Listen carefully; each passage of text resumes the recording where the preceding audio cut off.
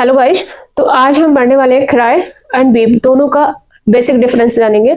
और क्राई का मतलब भी रोना होता है, बीप का मतलब भी रोना होता है। अक्सर देखा होगा आपने, जो डिक्शनरी पढ़ते हैं तो डिक्शनरी में आपने दे रखा होगा कि बीप का मतलब भी रोना होता है, क्राई का मतलब भी रोना होता है। लेकिन जो उनका जो बेसिक डिफरेंस है वो जनरली नहीं पता होता है, कुछ स्टूडेंट्स को नहीं पता होता है। तो बहुत ये बेसिक सी जानकारी है जो आज की क्लास में मिलेगी। जिनको नहीं है उनके लिए बहुत ज़्यादा बेनिफिशियल क्लास होगी। तो आज हम जानेंगे क्राई एंड बीप का बेसिक डिफरेंस।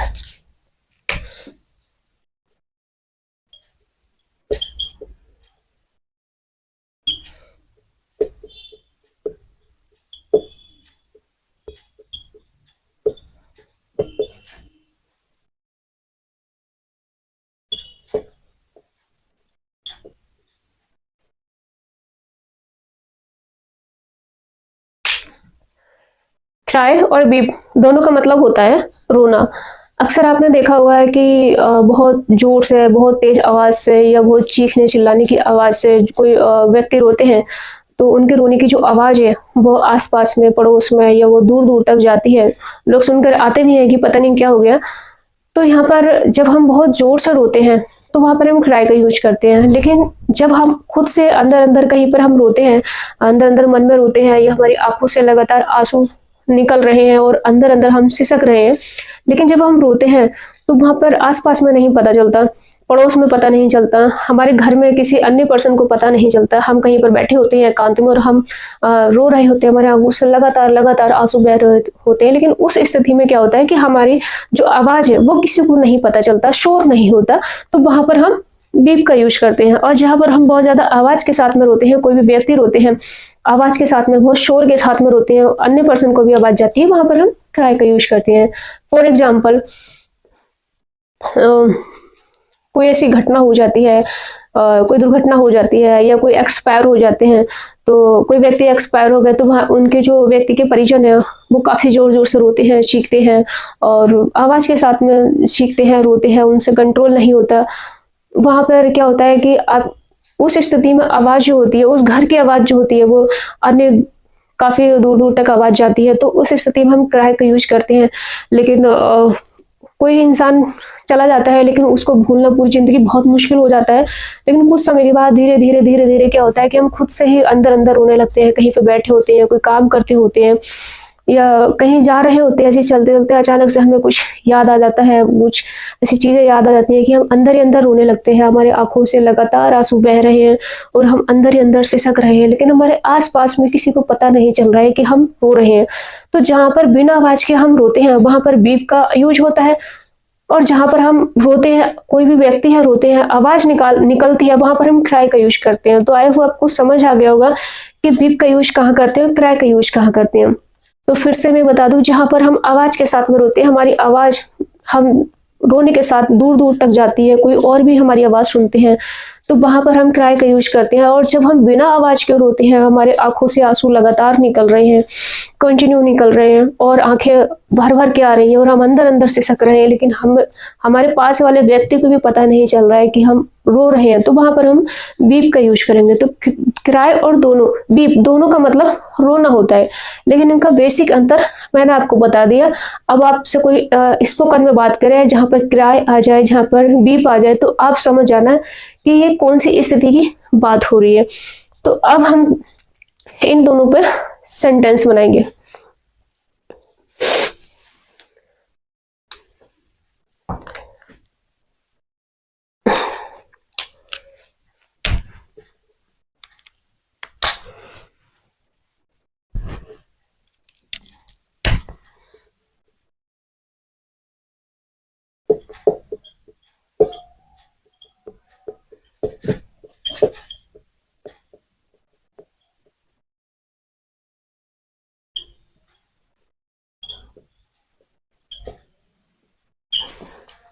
बच्चा रोने लगा क्योंकि वह भूखा था। बच्चा है, बच्चा तो जोर से ही रोएगा, आवाज करके ही रोएगा।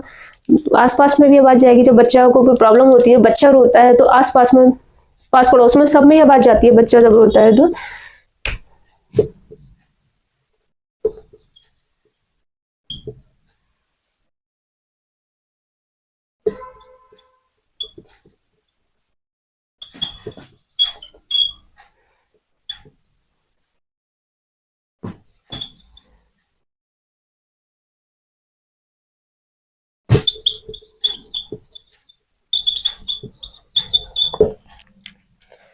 बच्चा रोने लगा क्योंकि मैं भूखा था। अब देखो, बच्चा में अगर लड़की है तो शी लगा देना, लड़का है तो ही लगा देना। अगर आपको स्पोकन में यूज करना हो, बहुत सारे सेंटेंस आपको बेसिक क्लियर हो तो आप बना सकते हैं, लेकिन आपको जो छोटे छोटे जो वर्ड्स होते हैं वो उनका क्लियर होना बहुत ज्यादा जरूरी है।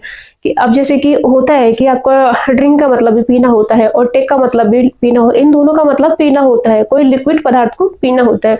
ये जो वर्ड्स है ये मैं छोटे छोटे क्लासेस में लाती रहूंगी, क्योंकि वर्ड्स का क्लियर होना भी बहुत ज्यादा जरूरी है कि कौन से वर्ड्स का क्या मीनिंग निकल रहा है। तो ऐसी में जैसे कि टेक और ड्रिंक का क्लास ले आऊंगी। आपका वाई, परचेज, दोनों का मतलब खरीदना होता है, लेकिन अंतर नहीं होता है कि कहाँ पर हमको वाई यूज करना है, कहाँ पर हमको परचेज यूज करना है। तो आपका बेसिक क्लियर होना बहुत ज्यादा जरूरी है। तो जो वर्ड्स है, तो वर्ड्स की एक सीरीज ले आऊंगी, कंफ्यूजिंग वर्ड्स करके एक सीरीज बना दूंगी। वहां पर आपको जाना है और अपने जो कंफ्यूजन है वहां पर कंफ्यूजन को दूर करना है। तो baby started to cry because he was hungry. यहाँ पर एक ये हो गया क्राई का, ठीक है। अब इसमें एक बीप का ले लेते हैं एग्जाम्पल। जैसे कि होता है कि दुखद खबर सुनने के बाद वह आंसू बहाने लगी। तो एक हम एग्जाम्पल ले लेते हैं बीप का।